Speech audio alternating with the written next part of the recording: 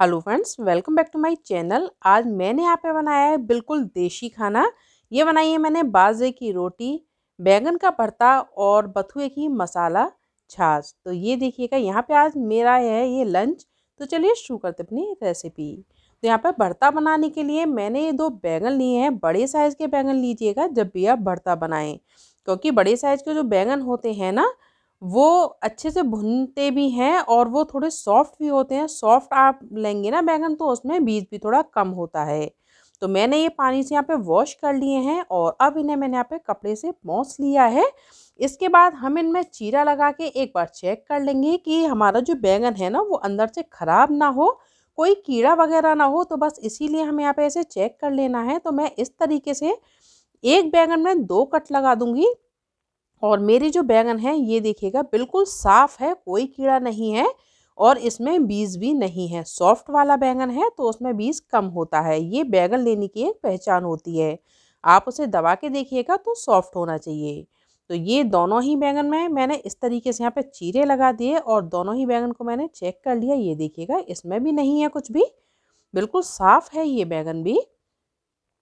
और इसके बाद मैं यहाँ पर टमाटर में भी हल्का हल्का कट लगा दूंगी। तो ये टमाटर ना अंदर तक भुनेगा, ये भी होता है एक कट लगाने का मतलब। तो ये मैंने बैंगन में भी इसीलिए कट लगाया था, एक तो चेक हो जाता है और दूसरा क्या है अंदर तक भुन जाता है।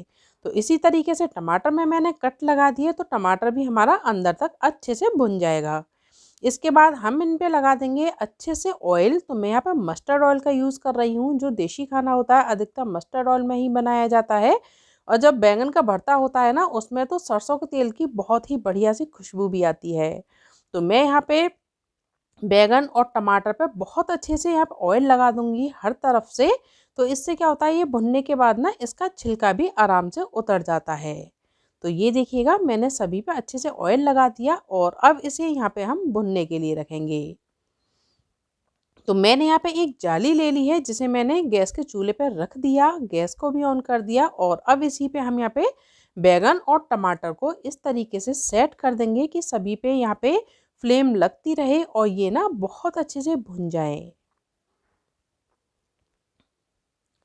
गैस की फ्लेम को मैंने मीडियम किया हुआ है और इस तरीके से पलट पलट के ये देखिएगा बैंगन और टमाटर दोनों ही मेरे अच्छे से भुन चुके हैं। आप इस तरीके से दबा के देखेंगे ना तो सॉफ्ट भी हो जाते हैं और उसका जो छिलका है ऊपर से बहुत अच्छे से आप देख चुके हैं काला हो चुका है। टमाटर थोड़े से रह गए हैं तो बैंगन को मैंने निकाल दिया।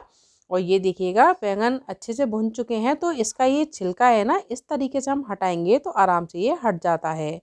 आप चाहे थोड़ा सा ठंडा हो जाने दीजिएगा तब हटा लीजिएगा। मैं इस तरीके से चाकू से हटाऊंगी ना तो ये देखिएगा एकदम छिलका अच्छे से हट रहा है ना। तो बस इसी तरीके से ये हट जाता है।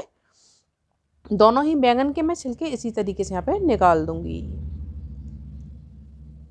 तो ये देखिएगा, दोनों बैंगन के छिलके निकाल दिए और इस तरीके से अब इसे मैं कट कर देती हूँ चाकू से और इसे रख दूंगी मैं यहाँ पे साइड में। ये देखिएगा,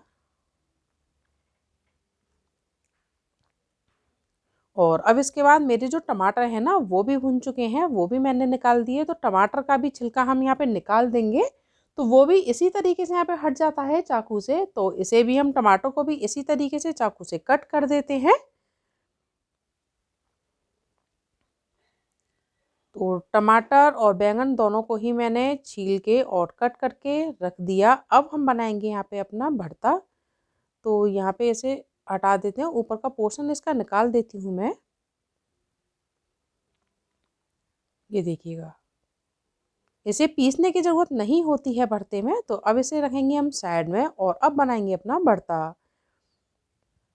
तो भरता बनाने के लिए मैंने यहाँ पे ले ली कढ़ाई। इसमें डाल देते हैं 1 बड़ा चम्मच के करीब मस्टर्ड ऑयल। तो ऑयल जैसे ही गर्म होता है इसमें डाल देते हैं आधा चम्मच के करीब ज़ीरा। और इसके बाद जो हमने टमाटर को भून के रखा है ना, बस वो टमाटर यहाँ पे डाल देंगे। हल्का सा मिक्स करेंगे और अब इसमें जाएंगे थोड़े से मसाले। इसे बहुत ज़्यादा भूनने की ज़रूरत नहीं है हमें, क्योंकि ये पहले ही भुना हुआ है। तो थोड़ा सा हल्दी पाउडर, थोड़ा सा लाल मिर्च पाउडर, 1 चम्मच के करीब धनिया पाउडर, टेस्ट के अकॉर्डिंग हल्का नमक, अच्छे से मिक्स कर लेते हैं इसे। और अब इसके बाद जो हमने बैंगन रखे हैं वो भी हम इसमें डाल देंगे। दोनों को ही अच्छे से मिक्स करेंगे। अभी हमारा बैंगन और टमाटर दोनों ही अगर थोड़ा बहुत भी रह गया होगा ना तो वो भी इसी के साथ में बहुत अच्छे से ना पक जाएगा। तो पहले मैं इसे मैश कर लेती हूँ अच्छे से। तो मैशर की सहायता से इसे जैसे हम भाजी मैश करते हैं सेम वैसे ही इसे मैश कर लेंगे। तो ये यहाँ पे मैश हो चुका है। अब इसमें मैंने यहाँ पे ली है थोड़ी सी मटर ली है जिन्हें मैंने छील के वॉश कर लिया है। अब ये मटर भी हम इसमें डाल देंगे। मटर को भी इसमें अच्छे से मिक्स कर लेते हैं। और अब इसके बाद हम इसे पकाएंगे तब तक जब तक कि हमारी जो मटर है ना वो सॉफ्ट ना हो जाए। इसी के साथ में जो बैंगन है थोड़ा बहुत रह भी गया होगा तो वो भी यहाँ पे सॉफ्ट हो जाएगा। तो चलिए हमारा भरता तो बन रहा है। अब हम यहाँ पे बना लेते हैं अपना रायता। तो यहाँ पे ये मैंने थोड़ा सा धनिया पत्ती ली है। थोड़ा सा ये मैंने लिया था ये बथुआ लिया था जिसे मैंने बॉईल करके और पानी निकाल के रख लिया वो डाल दिया। एक हरी मिर्च डाल देते हैं तोड़ के। इसके बाद मैं इसमें थोड़े मसाले डालूंगी। तो मैं डालूंगी इसमें आधा चम्मच के करीब जीरा, थोड़ा सा काला नमक, थोड़ी सी हींग और थोड़ा सा सफ़ेद नमक। तो हींग का जो टेस्ट है ना वो रायते में बहुत बढ़िया आता है। तो ये आज मैंने पैकेट वाला दही लिया है। तो इसमें 2 से 3 चम्मच के करीब मैं यहाँ पे दही डाल देती हूँ। और अब इसे यहाँ पे पीस लेंगे। आपको ज़रूरत हो तो आप इसमें थोड़ा सा पानी भी ऐड कर सकते हैं। तो ये लीजिएगा यहाँ पे हमारा पीस के तैयार हो चुका है मसाला। तो जो एक्स्ट्रा दही था वो मैंने इसमें डाल दिया। इसी के साथ में मैं ये मसाला डाल देती हूँ जो मैंने यहाँ पे पीस के रखा है बथुए का। और अब इसमें थोड़ा सा पानी भी डाल देंगे क्योंकि जो मेरा दही है ना वो एकदम गाढ़ा है। तो थोड़ा सा पानी डाल देते हैं इसमें।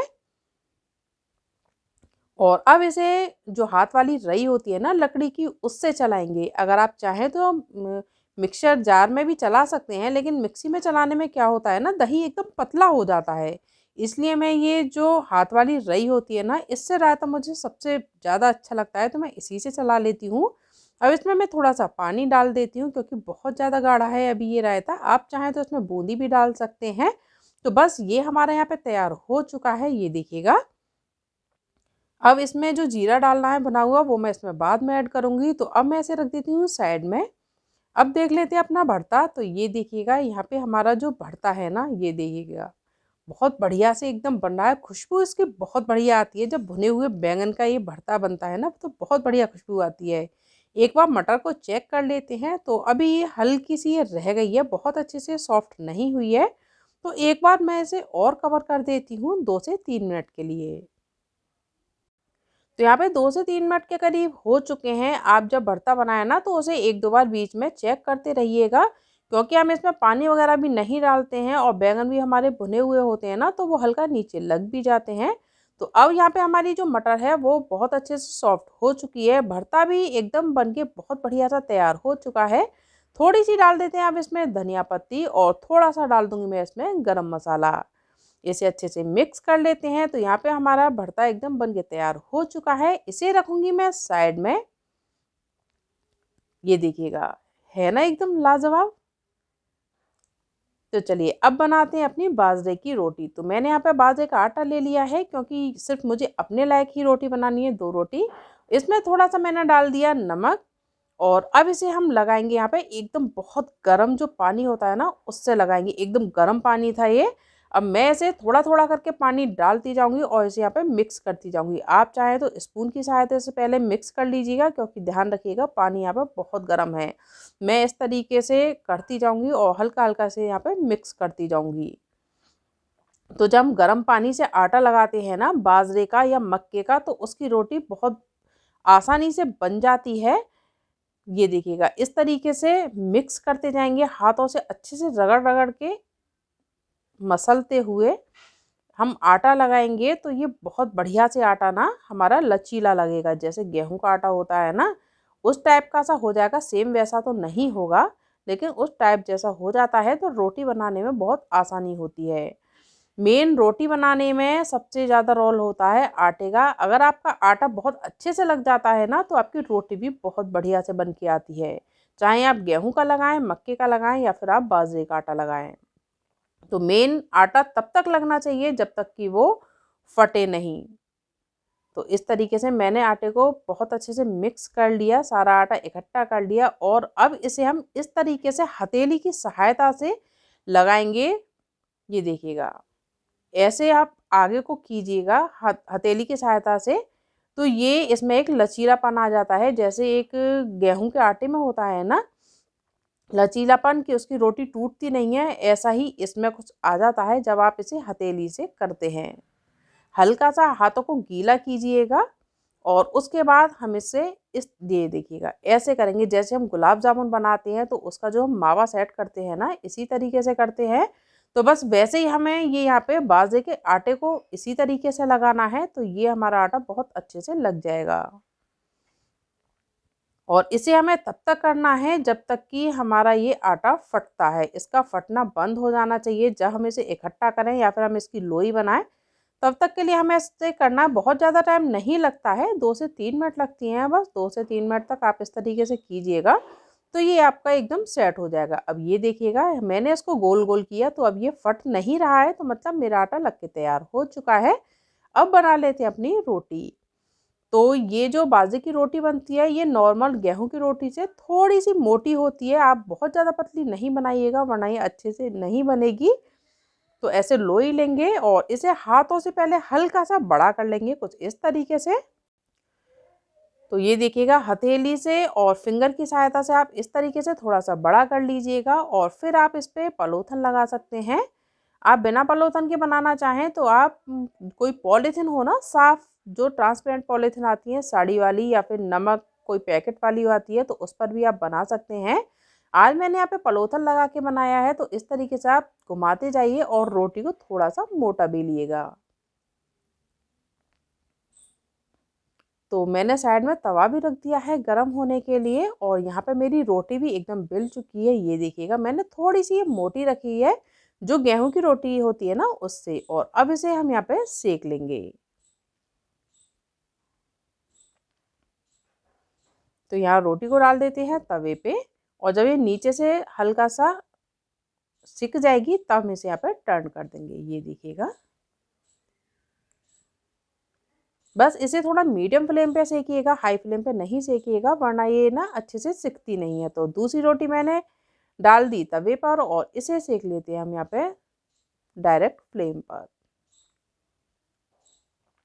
इसी तरीके से हम यहाँ पे बाजरे की और मक्के की भी रोटी हम इसी प्रोसेस से बहुत बढ़िया सी बना के तैयार कर सकते हैं।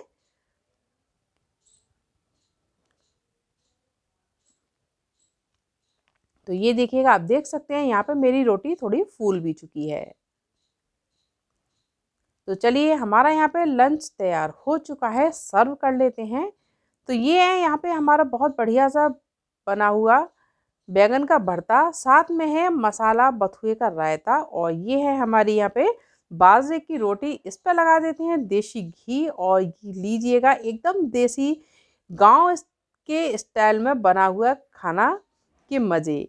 तो ये थी मेरी आज की रेसिपी एकदम देसी खाना। अगर आपको मेरी वीडियो पसंद आई हो तो प्लीज़ लाइक कमेंट और शेयर ज़रूर कीजिएगा। मिलते हैं अगली वीडियो में, तब तक के लिए take care, bye bye and thank you.